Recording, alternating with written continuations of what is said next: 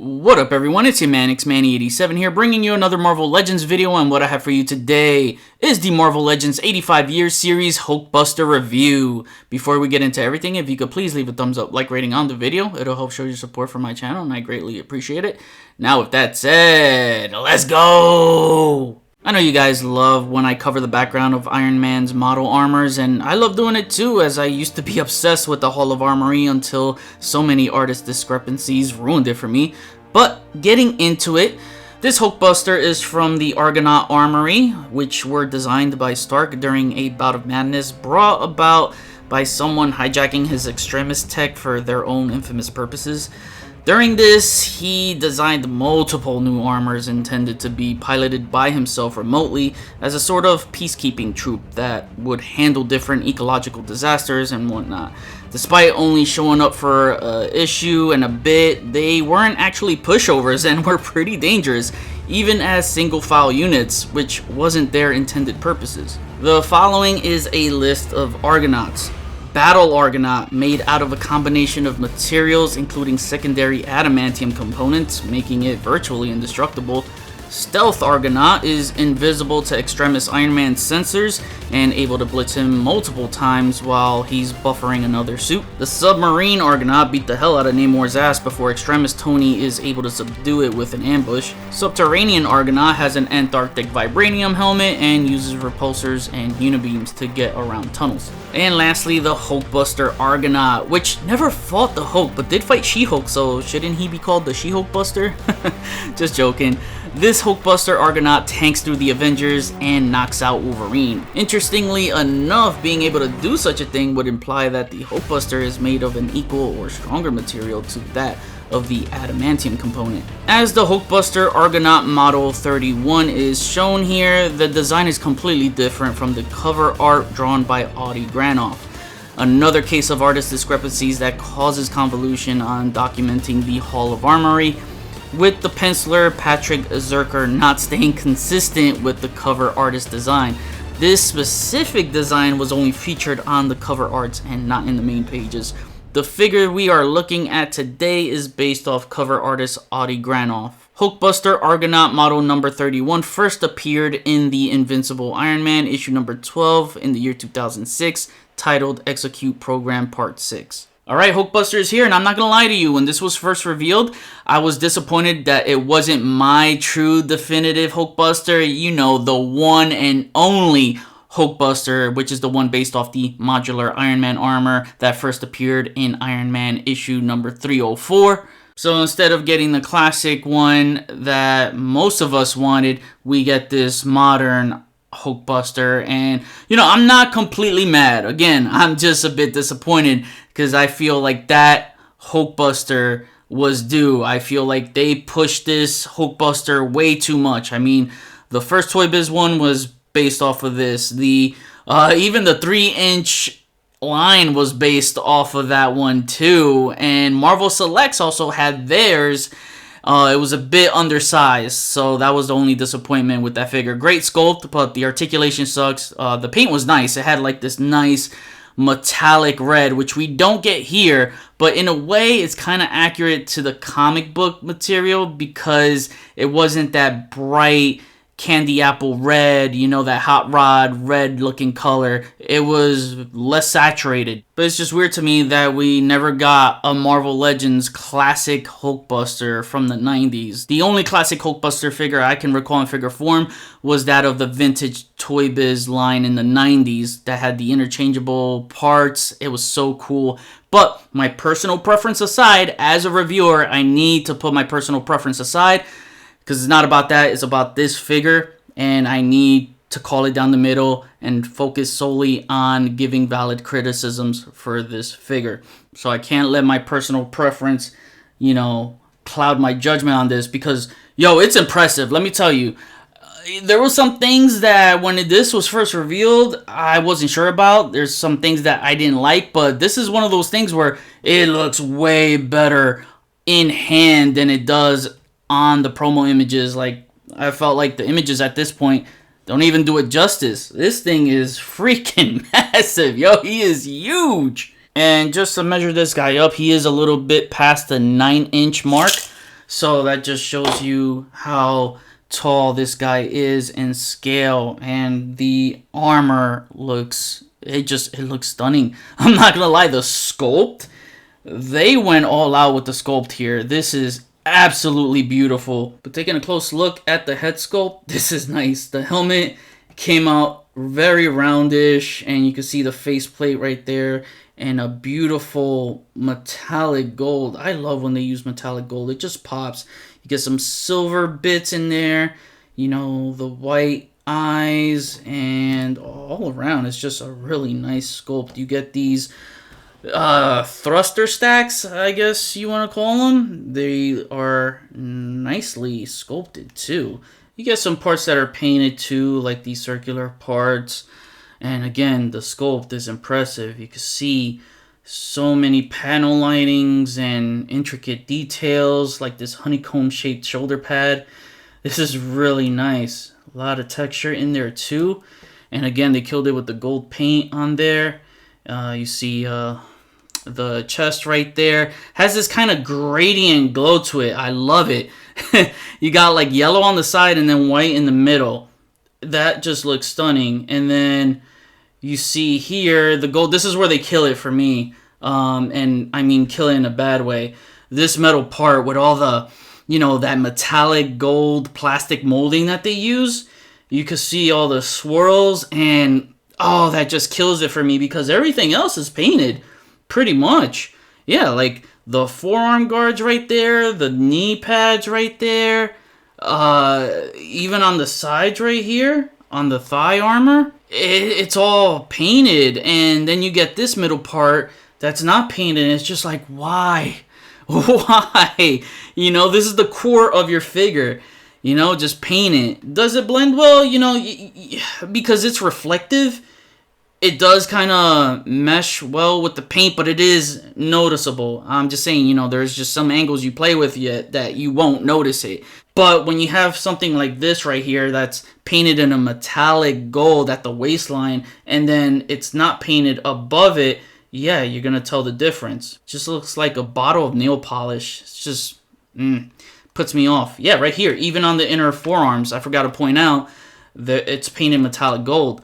It's just so weird how they painted pretty much the gold everywhere except for this. The knee pads don't look painted, no, but they're nicely reflective, and it looks a lot better than this torso right here. But look at the inner workings here, man. Like those pistons and mechanical, technical parts in that armpit area.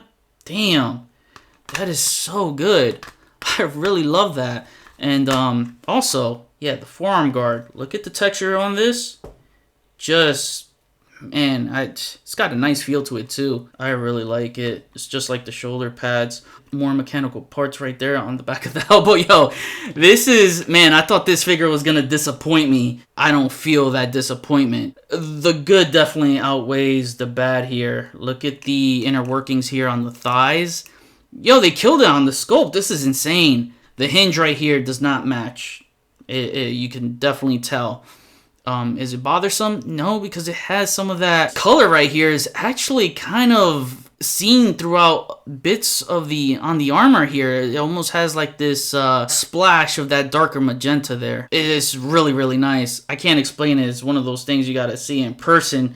On camera, you might not be able to tell, but I can tell in person. I don't know. I guess it gives the armor more personality, I want to say. Look at this. They even painted those bolts. This is, my God, this is impressive. This is really, really impressive. You even get some textured bits right there on the ankles and some mechanical workings, as well as right there above the knee or at the knee. Some of the circular parts here painted, and I like when they sculpt the soles. That's just dope right there. From Hulkbuster head to Hulkbuster toes, it's just a phenomenal piece. Also, this ankle cuff right here is a little bit loose. It does shuffle side to side, but it's not really annoying. It's not gonna like get in the way of articulation or anything like that. Even the hands, which I forgot to show up close earlier, look how nicely detailed that is. Just the sculpt on this. They just went all out. you know. The forearm guard is a bit pliable here. It's not removable, which is a good thing. I didn't want it removable, and you can still articulate the hand freely without any hindrance. Yo, I am sorry if I'm gushing all over this, but this is just one of those things that I can stay here all day and talk about it because it is absolutely glorious, especially looking at the side profile. Like, just the way everything is lined up, from the bolts on his arms and how they go down to the side of his legs. Everything here is just beautifully put together. For accessories, he comes with an alternate unmasked Tony Stark head. And this looks really cool because you can see him being surrounded by that apparatus in there and having that apparatus around his jaw. That looks so freaking cool. And I like the hairstyle too. It looks really cool. It looks like he just took off the helmet, and it would make sense that his hair looks a little messy after some battle. So now I haven't tried putting this Tony Stark head yet on another Iron Man figure, so I want to try that out now. This is not in scale. His head shouldn't be that big. Maybe a bigger suit. Let me try a bigger suit like Silver Centurion. Oh, hell no. He has no neck whatsoever. It's not even gonna work. Okay, so this plugged into the Gamerverse Atmosphere armor. It's still oversized. Oh man, they should have thought this one through. They didn't. Alright, last chance here, and I got the Pentagon armor. Oh no, man. Oh, it would have been such a big W if this head could fit on the other Iron Man bodies. I think they were too worried about how it would scale on this Hulkbuster armor alone and not the rest of the bodies. Oh, man. Which, you know, you would think they would go off of these bodies because that's how you would get the proportions of a human head, right? And instead they went with this. Yeah, I'm not going to deduct a point off of that because, again, I'm just solely focusing on this figure. I guess you could count these thrusters as accessories as well. You have to put the chest plate together. So this and the back piece are separate in the packaging, and you have to connect them together, which was a pain in the ass for me in the first time I did it. I would like to show it off, but it was a pain in the ass, and you know, it kept separating a lot on me, so it kept just disconnecting on me the entire time, and I'm like, why does this keep happening? And luckily it hasn't happened since, like, because I was playing with this figure for about a day or two, and that was about to ruin the figure for me because every time I try to pose him, this would just completely pop out of socket for me. And I was about to crazy glue the shit, not lying. I was about to do it. I was at that point. But I could get some separation in there. You'll see a tiny gap, but it wasn't like as bad as before. Like, it was completely popped out of the socket. Thankfully, I'm not running into that issue. And then also he has alternate hands, which are these open hands. And this is great for like grabbing other characters. So I'm just going to grab Miss Marvel here. Like in the comics, when he grabbed her by the leg like this, he just started ragdolling her ass, man. That was hilarious. So that does work. But yeah, the only thing you got to worry about is this dislodging. But I don't know. Let me just take it out to show you anyway. Just to show you how the inner workings look here. And if I run into the same issue again, oh well, I'll just crazy glue it. But you can see that there's a port right there on the power core. And you just boop, you know, plug that in. That's what makes it stay put in there. And then you would take that back piece and just connect it here and align it. There's two small tabs at the top, which I feel are useless, and then the pegs are right here that connect to the peg holes. They should have kept this system and not the tabs at the top. It almost looked like he's battle damaged without this stuff on, so you could play it off like that. That's crazy. They still painted the inside of this even though it won't be visible.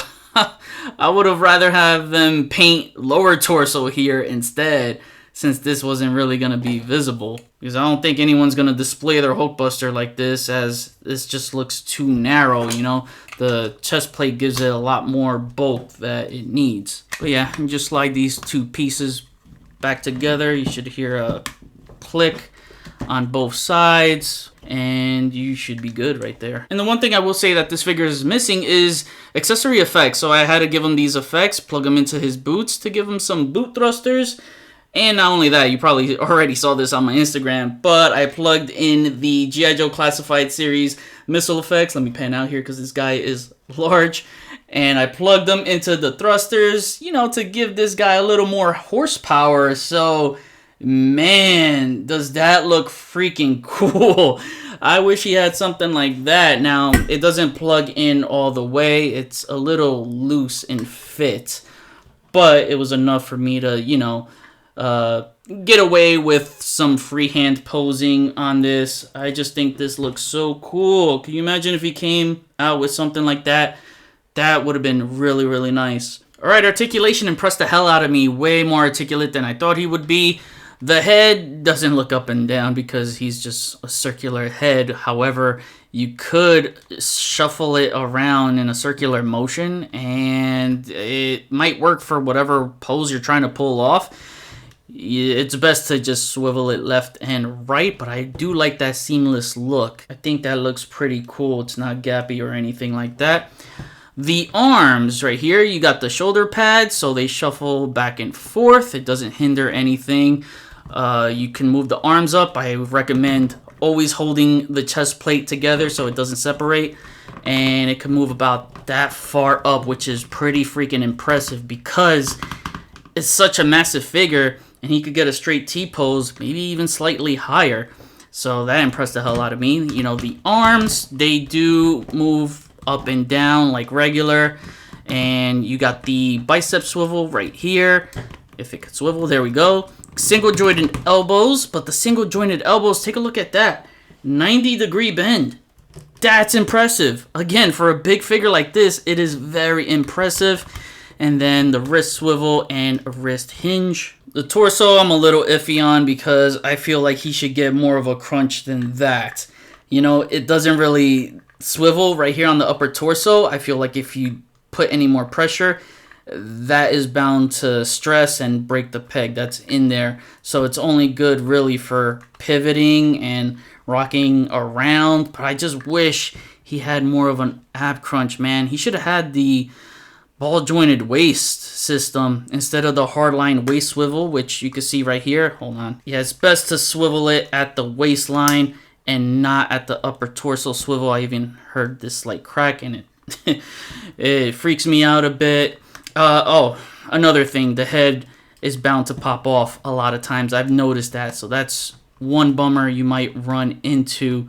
Might not bother some, but it's bothered me quite a bit with some poses. And then his legs, they spread about that far, which is pretty damn impressive. Again, he can almost get a full split for this size. It's just very, very impressive. And then he could get a full frontward split. Better than some Spider-Man figures in Marvel Legends. That's crazy. You get a thigh swivel, and then check this out. Double jointed pinless knees, and look at that bend. Almost heel to the butt right there. That's a full flex, man. It's like, what, 135-degree angle he could hit? This is insane because I remember Hasbro making big bulky figures in the past and they wouldn't even pass the 90-degree mark sometimes. It's just, wow, that's some great range right there. Again, he's very articulate, and even just playing with the hip range right here too, man. I mean, this dude, you could pretty much get this dude into Spider-Man-like poses. I mean, I don't ever expect Hulkbuster to hit Spider-Man-like poses, but it's just crazy to see a Hulkbuster figure that can do that. And also, I forgot to mention, he does have an elbow swivel as well. Just, this is damn impressive. And then you got the ankles that move up that far. Great range right there. They move down that low. And he does have some really good ankle pivot. Again, this ankle guard right here doesn't hinder any articulation. So all in all, this guy really exceeded my expectations in posability. Not going to overdo it with comparisons, as there's not much to really compare this specific armor next to from the comics. But here he is next to the Extremis Iron Man armor. Even though this Argonaut Hulkbuster never faced the Hulk, I know you'll still want to see this comparison regardless, so here he is next to the Toy Biz 20th Anniversary Hulk. My only quarrel with this armor is Marvel calling this a Hulkbuster when he never battled Hulk in this suit. That's why for shits and giggles I call this the She-Hulkbuster, as that's the only kind of Hulk he fought in this armor. Lastly, here are some of the Avengers that this Hulkbuster straight up ran through: She-Hulk, Miss Marvel, Wolverine, Captain America, Iron Spider, and Luke Cage. And now to wrap things up, my final rating is a 9.75 out of 10. This really caught me off guard, as I didn't think I would like it as much as I do. I'll go as far to say that I'm in love with the damn thing. Seriously. Promo images don't do it justice, as it came out way better in person. This Hulkbuster has the size in both height and width, being totally believable that a regular Tony Stark sized figure can fit into this armor. Insane amount of details in the sculpt and paint applied in the right places. Small amount of accessories, which there should have been some extra goodies thrown in for the price point. The Tony Stark alt head is nice to display with this, but I think it would have been better if the helmet actually went over the Stark head instead of being a swappable piece. But still some good options to display with the figure. The articulation is what surprised me the most out of everything. I wasn't expecting it to be as posable as it is, which enhanced the play experience meter all the way up. You might experience some frustrations with the torso detaching during playthrough, and the lower torso not being painted can disrupt some of the visuals for you like it did for me. Do I think this is $60 worth? Not really. If they painted the lower torso and included maybe an additional accessory or two, then I'd probably make a case, but I think this is $50 at best. I'll let you decide that on your own if you think it's worth the $60 price tag, because you can make the argument once you have it on hand, as you might find some value there. Is it perfect? No, but almost. And I wasn't even looking for perfection. I was just looking for something toyetic that would be the centerpiece of my Hall of Armor display, and this is it until I get my classic 90s first appearance version of the Hulkbuster. This is top 10 worthy and might just very well be the MVP of the 85 years line. Now I kick it back to you. What do you think of this Argonaut Hulkbuster? Is $60 justifiable for this or no? And do you want to see the classic 90s first appearance Hulkbuster in Marvel Legends next? Legends team, please get on that. It's one of my biggest wants for the line. Comment below, let me know, we'll chat about it. Thanks for watching another review. Please follow me on Instagram if you haven't already at xman87. Hit the notification bell so you always know when my latest videos are up. Share and subscribe if you're new. See you on the next review. Peace, peace.